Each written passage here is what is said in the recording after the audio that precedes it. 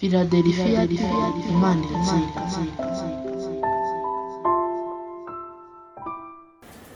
Yesu ashimwe, Yesu wacu ahabwa icyubahiro.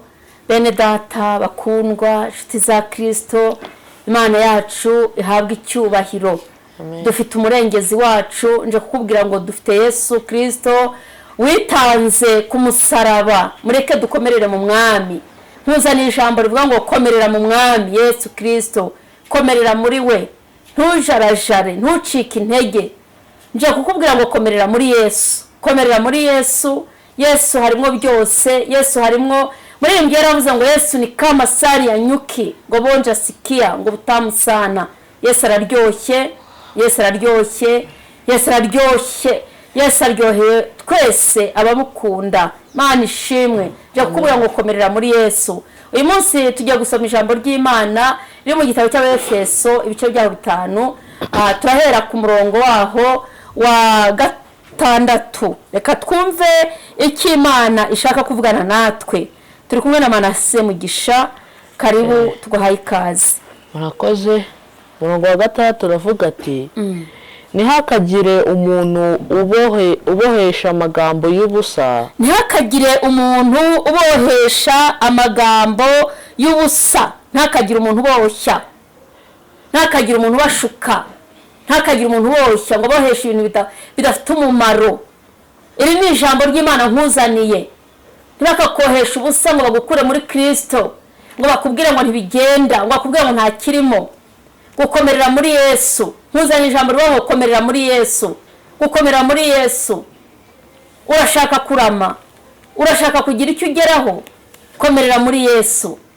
Rero ijambo riratubwiye ngo ntihakagire umuntu ubohesha amagambo y'ubusa, kuko ari byo bizanira umujinya w'Imana. kuko ari byo bizanira umujinya w'Imana abatayumvira. abantu batayumvira. Murongo wa 7. Nuko ntukifatanye nabo. Ntimukifatanye nabo, kuko kera mwari umwijima. ntimukifatanye n'aba bandi mwavuyemo, ba bandi mwarekuye, ba bandi mwacitse se, ba bandi mutakiri kumwe. Ntukifatikanye n'imirimo y'umwijima. Murongo wa 8. Murongo wa 8. Kuko kera mwari umwijima. Kuko kera twari umwijima, none mukaba muri umucyo w'umwami wacu. none ubu tuzigaye turi umucyo wa Kristo. Nuko mugende nk'abana b'umucyo. Nuko ba Kristo. Izi ni impuguro za Kristo. Ni Pawulo wahuguraga Abefeso, aravuga ngo mugende nk'abana b'umucyo. Pawulo intumwa y'Imana ahugura Abefeso, ahugura Abaroma, ahugura Abakorinto. Yakundaga kuba ari impuguro nzima. Aravuga ngo nuko tugende nk'abana b'umucyo. Kuko imbuto z'umucyo, kuko hari imbuto z'umucyo, ari ingeso nziza zose no gukiranuka n'ukuri. ingeso nziza zose nizo mbuto z'umucyo. Umukristo uzamubwirwa n'iki? Gukomerera muri Yesu. Umukristo uri muri Yesu agira ingeso nziza zose, nta na zimwe asize. Murongo wa 10. Mushakashake uko mwamenya ibyo umwami ashima. Mushakashake uko mwamenya ibyo umwami ashima. Murongo wa 11. Yego. Nimukifatanye n'imirimo y'ab'umwijima. Nimukifatanye n'imirimo y'ab'umwijima itagira umumaro. Ahubwo muyihane. Kuko ibikorwa nabo rwihishwa. Kuko ba bantu bari mu mwijima batakira Kristo nk'umwami n'umukiza, bamwe batanamuzi, ibikorwa nabo rwihishwa. Nakubwiye ngo uyu munsi Pawulo ntabwo ari guhugura Abefeso, ahubwo Umwuka Wera aravugana natwe muri iki gihe turimo. Dushakashake tumenye icyo umwami yashima, ntitwifatanye n'ab'imirimo y'umwijima, kuko ibikorwa nabo rwihishwa. Niko biba yarivuze. Ibikorwa rwihishwa.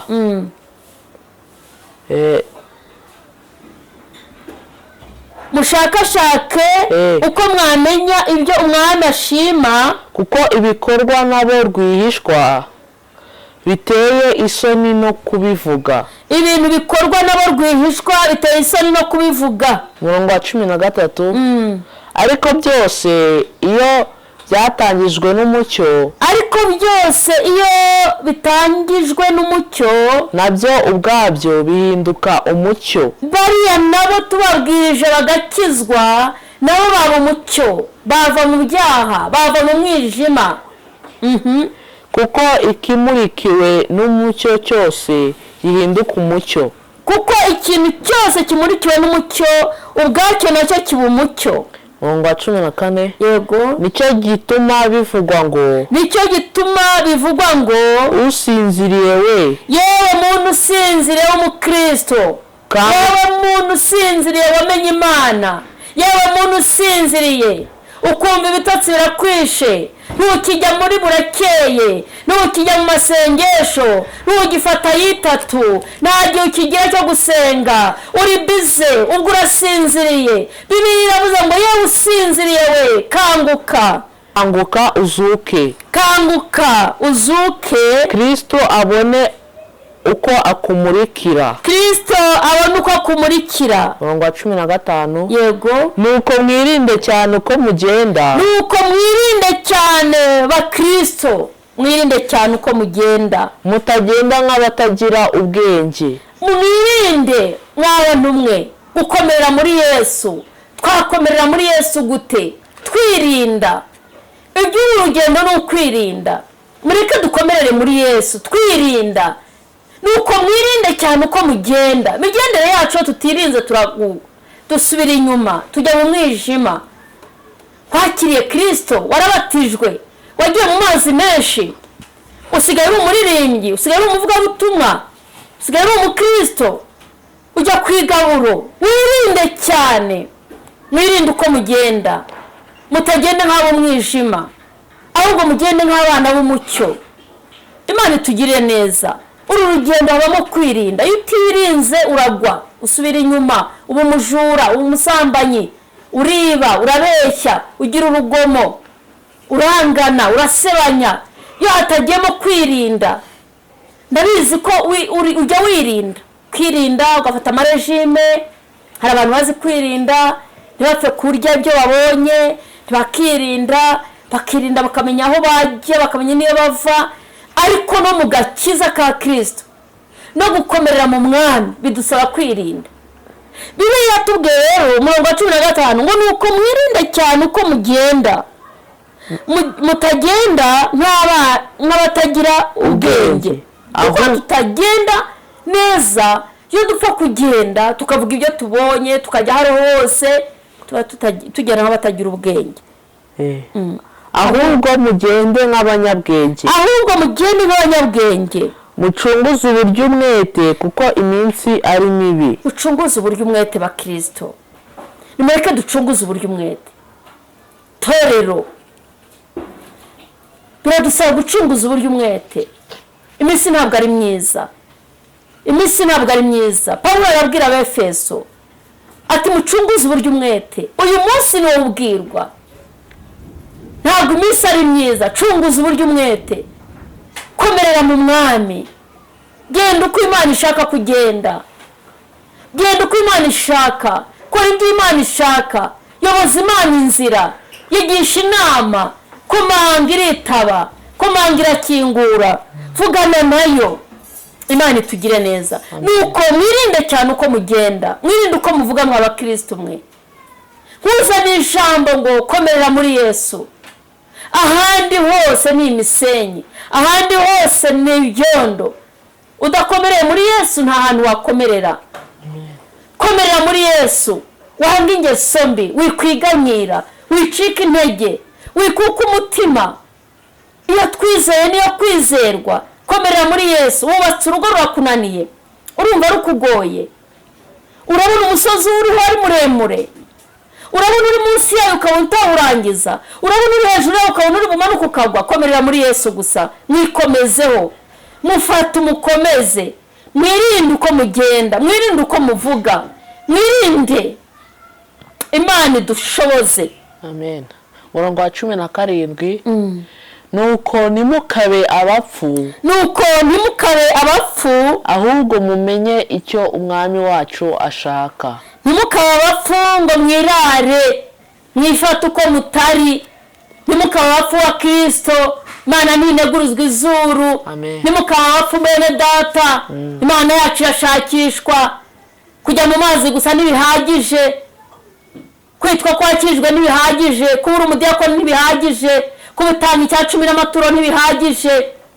Imana irashakishwa. Imana kuba mu Mana n'ukwirinda, kwirinda kuvuga nabi, kwirinda ubwibone, kwirinda gutongana, kwirinda umujinya, kwirinda ubusambanyi, kwirinda bya bindi bya kera by'umwijima, iby'ingeso mbi, bya bindi bikorwa rwihishwa ukabyirinda, ahubwo ugakomerera mu mwami. Imana iguhe gukomerera muri Yesu. Amen. Ubwire mwene so mukundana, ubwire inshuti yawe ngo komerera muri Yesu. Amen. Nta handi twakomerera. Komerera muri Yesu mu Kristo. Bibiliya ngo ducunguze uburyo umwete. Ducunguze uburyo umwete. Iminsi ni mibi, iminsi iragoye, ariko nimureke ducunguze uburyo umwete. Imana itugirire neza. Amen. Nuko ntimukabe abapfu ahubwo mumenye icyo umwami wacu ashaka. Ahubwo tumenye icyo Imana idushakaho. Umuntu utamenya icyo Imana imushakaho, umuntu udashaka kugira amakenga, ntabwo yanezeza Imana. Biragusaba ko buri munsi wamenya icyo Imana igushakaho buri munsi. Amen. Ukamenya ngo Mana, uyu munsi uranshaka iki? Uyu munsi ngende nte? Uyu munsi nkora iki? Uyu munsi mvuge nte? Mureke tumenye icyo Imana idushakaho, mureke dukomerere mu mwami, mureke tubane n'Imana. Imana itugirire neza. Gukomerera muri Yesu. Nitugende nk'abatagira ubwenge, ahubwo tugende nk'abanyabwenge. Twizere Imana, mureke tuyizere niyo kwizerwa. Mureke dukomerere muri Yesu, mureke tuve mu mwijima, mureke twirinde, ducunguze uburyo umwete, kuko iminsi ari mibi. Iri jambo ntabwo ari ry'Abefeso, ni iryawe nanjye. Ni twebwe Imana irihaye kugira ngo tugende nk'abanyabwenge, dukomerere mu mwami. Imana itugirire neza. Urakoze Data wa twese. Iri ni ijambo ryawe. Birashoboka ko ibibazo byatuma tudakomerera muri wowe. Birashoboka ko imisozi turiho yatunaniza. Birashoboka ko indwara n'intambara zitandukanye byadutesha agaciro, ariko dukomeze, ni wowe uduha imbaraga. Dukomerere muri wowe, dukomerere muri Yesu. Abagabo n'abagore, abasore n'inkumi, bakomerere muri Yesu, kuko ariho hari ubuhungiro. Urakoze mwami Yesu. Shyigikira ijambo ryawe, reka risoze ikirizanye. Shoboza abantu bawe, shoboza abantu bawe, abarwayi bakize, abarushye, abashomeri, ababuze amahoro, abarira ku manywa n'ijoro. Mwami Yesu, niwe uruhura abarushye, wongera agakiza abasubiye inyuma, abatarakira Kristo mu mwami. Uyu munsi uzamuye ikiganza, abo uranyuma agakiza, mwandukura mu gitabo cy'abarimbuka, mwandika mu gitabo cy'ubugingo. Urakoze kutanga amahoro kandi menshi. Icyubahiro kibi cyawe, ni mu izina rya Yesu. Amen. Imana ibahe umugisha. Yari Gatera Jose guturuka muri Philadelphia. Reka bambaye telefone kugira ngo tuze kubafasha.